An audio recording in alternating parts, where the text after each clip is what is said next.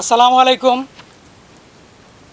বাংলাদেশ বিশ্ব জলবায়ু যে প্রভাব ইতিমধ্যে আমরা দেখতে পাচ্ছি, তার মধ্যে বন্যা, খরা, সেই সাথে আমাদের এই অঞ্চলের যে আপনার তাপমাত্রা বৃদ্ধি, গত বছর আপনারা জানেন যে প্রচুর পরিমাণে তাপমাত্রা বৃদ্ধি পেয়েছিল সারা বিশ্বব্যাপী। বিশেষ করে বাংলাদেশের মানুষ কিন্তু এই তাপমাত্রাটা ব্যাপক পরিমাণে এর প্রভাবটা বুঝতে পেরেছে। সেই সাথে আমাদের এই যে প্রাকৃতিক যে পরিবেশগুলো, বৃক্ষ কমে যাওয়ার ফলে কিন্তু আমাদের বিভিন্ন ধরনের সমস্যা দেখা দিচ্ছে। তাপমাত্রা বাড়ার ফলে মেরু অঞ্চলের বরফ গলে যাচ্ছে এবং এই বরফ গলে গিয়ে সমুদ্রপৃষ্ঠের উচ্চতা বাড়ছে, যার ফলে আপনারা জানেন যে গত এই যে বন্যার সময় একটু যে নিম্নচাপটা ছিল সেখানে কিন্তু আমাদের কয়রা পাইগাছার যে বেড়িবাঁধটা সেটা ভেঙে গেছে, অর্থাৎ সমুদ্রপৃষ্ঠের উচ্চতা বেড়ে পানির পৃষ্ঠের উচ্চতা বৃদ্ধির ফলে এখন কিন্তু লোকালয়ের ভিতরে আমাদের দক্ষিণ অঞ্চলের বিশাল একটা অংশ জুড়ে কিন্তু লবণ পানি ঢুকে গিয়ে সেখানকার টোটাল কৃষি ব্যবস্থাপনা, সামাজিক ব্যবস্থাপনা ব্যাপক পরিমাণে ভেঙে পড়েছে। তার মানে যে এই যে তাপমাত্রা বৃদ্ধির ফলে যে মেরু অঞ্চলের যে বরফগুলো রয়েছে, আর্কটিক অঞ্চলের বরফগুলো রয়েছে এবং রয়েছে আপনার আমাদের হিমালয়ের যে বরফের বিশাল খনিগুলো রয়েছে সেগুলো গলে যাচ্ছে এবং উপরের পানি সব নিচে নেমে এসে টোটাল সমুদ্রপৃষ্ঠের উচ্চতা বাড়ছে। আমাদের পৃথিবীর মোট পানির আয়তন হচ্ছে গিয়ে 70.কত শতাংশ, আর মাত্র 29 হচ্ছে কি স্থলভাগ। এবং এই বরফের যে পাহাড়গুলো সেগুলো গলে আর্কটিক এবং অ্যান্টার্কটিকার বরফগুলো গলেও কিন্তু এই সমুদ্রপৃষ্ঠের উচ্চতা বাড়ছে। আস্তে আস্তে পানি কিন্তু আমাদের ভূমিকে গ্রাস করতেছে, ভূমি সংকুচিত হয়ে আসছে, একদিকে জনসংখ্যা বৃদ্ধি পাচ্ছে। এর মূলে হচ্ছে গিয়ে আমাদের এই বৃক্ষ কমে আসার কারণ। এখন আমরা এই যে পরিবেশবাদী সংগঠন আলো মিছিল, আমরা কিন্তু বিভিন্ন সময় বৃক্ষরোপণ করে থাকি।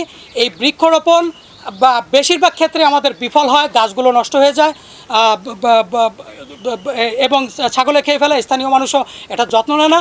এখন কিভাবে এই গাছগুলো আমাদের যত্ন নিয়ে গাছগুলো বাঁচিয়ে রাখা সম্ভব, সেই ব্যাপারে আমরা একটা সিদ্ধান্ত নিয়েছি। আমাদের সঙ্গে রয়েছেন আমাদের পরিবেশবাদী স্বেচ্ছাসেবী সংগঠনের সম্মানিত উপদেষ্টা রয়েছে মোল্লা মাকসুদুল ইসলাম, আলিউদ্দিন ভাই রয়েছেন সম্মানিত উপদেষ্টা, এবং রয়েছেন সৈয়দ শাহজাহান সম্মানিত উপদেষ্টা। আমাদের সঙ্গে আমাদের আরও একজন উপদেষ্টা রয়েছেন, তিনি ওয়াহিদ মুরাদ, তিনি ক্যামেরায় রয়েছেন, বিশিষ্ট সাংবাদিক। এবং আমাদের সঙ্গে রয়েছেন আমাদের এলাকাবাসী। আমরা যে প্ল্যানটা করেছি সেটা হচ্ছে গিয়ে আমরা দেখেছি যে বৃক্ষগুলো আসলে কিন্তু সংরক্ষণ করা যাচ্ছে না। তো এখন এখানে আমরা কিভাবে বৃক্ষগুলো সংরক্ষণ করা যায় সেই ব্যাপারে আমরা একটা প্ল্যান করেছি। সেটা হচ্ছে কি আমরা যেইখানে বৃক্ষরোপণ করব, যেমন এই যে জায়গাটা আপনারা দেখছেন, এই জায়গাটা একটা জায়গা, এখানে একটা খাল রয়েছে, খালটির নাম মাথাভাঙ্গা খাল, এবং এই খালটা কিছুদিন আগে খনন করা হয়েছে। খননের সময় দুই পাড়ের গাছগুলো কেটে ফেলা হয়েছে। এখন এখানে একটা প্রশস্ত খাল হয়ে গেছে এবং এই দুই পাড়ে কিন্তু সুন্দর একটি পরিবেশ রয়েছে বৃক্ষরোপণের। আমরা যেই কাজটা করব, এখানে আমরা ইতিমধ্যে আমরা আমাদের দিঘলিয়া উপজেলা নির্বাহী কর্মকর্তা ইউনো মহোদয় জনাব মাসুদ বিল্লাহ স্যারের পক্ষ থেকে আমরা 200 পিস বিলুপ্ত প্রজাতির বৃক্ষ উপহার হিসেবে পেয়েছি। আমরা চাহিদা দিয়েছিলাম যে আমাদের বিলুপ্ত যে প্রজাতির বৃক্ষগুলো রয়েছে, যেগুলো হারিয়ে যাচ্ছে, যেমন কাউফল, ট্যাফল, এই জাতীয় যে গাছগুলো রয়েছে, সেই গাছগুলো আমরা এখানে রোপণ করব। তার উপহার দেওয়া 200 বৃক্ষ ইতিমধ্যে আমাদের এখানে পৌঁছে গেছে। এবং আমরা এলাকাবাসীকে নিয়ে যেই প্ল্যানটা করেছি সেটা হচ্ছে গিয়ে, আপনারা হয়তো বা জানেন যে বাংলাদেশ সরকার এই যে বৃক্ষরোপণে, যদি আপনি একটা ইউনিটি তৈরি করে বৃক্ষরোপণ করেন, এই বৃক্ষগুলো যদি আপনার সেখানে সরকারি যে বন বিভাগ রয়েছে তাদের মাধ্যমে আপনি রেজিস্ট্রেশন করেন, তাহলে এখানে এই বৃক্ষের মালিক হবে যারা বৃক্ষগুলো লাগাবে, জনগণ। তারা বৃক্ষের মালিক হচ্ছে 60%, আর সরকার হচ্ছে গিয়ে 40%-এর মালিক। অর্থাৎ সরকার এখানে আপনাকে বড় মালিক করে দিছে, 60% মালিক করে দিছে। এখন এই 60% মালিকানা নিয়ে আপনি যে কাজটা করতে পারবেন, সরকারের সাথে আপনি বার্গেনিং করতে পারবেন। আর যদি সরকারের প্রয়োজন হয় যে সরকার গাছগুলো বিক্রি করবে, অবশ্যই আপনাদের অনুমোদন নিয়ে এই গাছগুলো বিক্রি করতে হবে। সরকারের প্রয়োজনে সরকার গাছ বিক্রি করতে পারে, আবার গাছ লাগাবে তারা।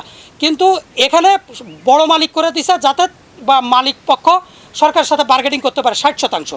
এখন আমরা যেটা করব, এলাকাবাসীকে নিয়ে আমরা একটা এই গাছের একটা কমিটি তৈরি করবো এই বৃক্ষরোপণের উপরে। এলাকাবাসী যারা যারা এই গাছের যত্নের উপর জন্যে আগ্রহী তাদেরকে নিয়ে একটা ইউনিটি তৈরি করে একটা কমিটি করব আমরা। এই কমিটির মাধ্যমে তাদেরকে নিয়ে আমরা এই বৃক্ষগুলো রোপণ করব। 10 বছর পর হোক, 20 বছর পর হোক, এই গাছের একটা সুফল যদি সরকার মনে করে গাছ বিক্রি করে দেবে টেন্ডারের মাধ্যমে, তাহলে এইখান থেকে যে 60%, এই 60%টা আমরা এই কমিটির মাধ্যমে, যারা এই কমিটিতে গাছগুলো সংরক্ষণ করবে তাদের সাথে আমরা এটা ভাগাভাগি করে নেব। এখন এই যে 20 বছরে কিন্তু এই গাছ থেকে আরও কিছু আয় হওয়ার সম্ভাবনা আছে।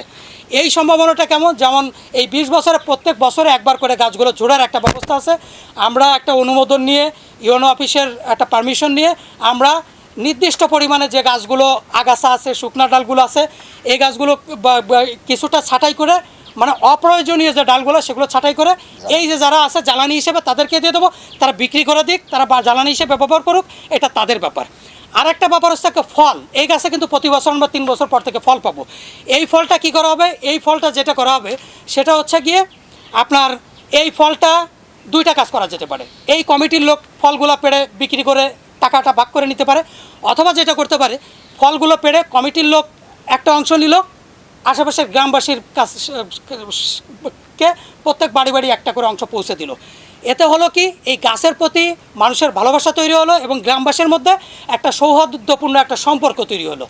সুন্দর একটা পরিবেশের মাধ্যমে এই গাছের প্রতি মানুষের, বৃক্ষরোপণের প্রতি মানুষের আগ্রহ উদ্দীপনা সৃষ্টি হবে। এবং 20 বছর পর্যায়ে যদি ধরেন আপনি সরকার গাছ বিক্রি করে দিল টেন্ডারের মাধ্যমে, প্রতিটা গাছের মূল্য হলো ধরেন 20 বছর পর গিয়ে, এখন হচ্ছে গিয়ে 2024 সাল, 20 বছর পর গিয়ে এই গাছের দাম অনেক বেড়ে যাবে। ধরেন 50,000 টাকা করে হোক, 30,000 টাকা করে ধরেন। আমরা আজকে 100 গাছ নিয়ে আইছি, ইউনো সাহেবের আরও 100 গাছ আমাদেরকে জন্য বরাদ্দ রয়েছে, বাড়িতে রয়েছে। এই গাছগুলো আমরা যদি 200 গাছ লাগাই, তাহলে 30 গুণ 200 দিয়ে ভাগ করলে আপনারা বুঝতে পারবেন যে কী পরিমাণে একটা টাকা আসতেছে। তাহলে এই টাকাটা আমরা পরবর্তীতে এই কমিটির লোকজনকে ভাগ করে দিতে পারবো। তো আজকে আমার প্ল্যান এই পর্যন্তই। আমরা সবাই মিলে বৃক্ষরোপণ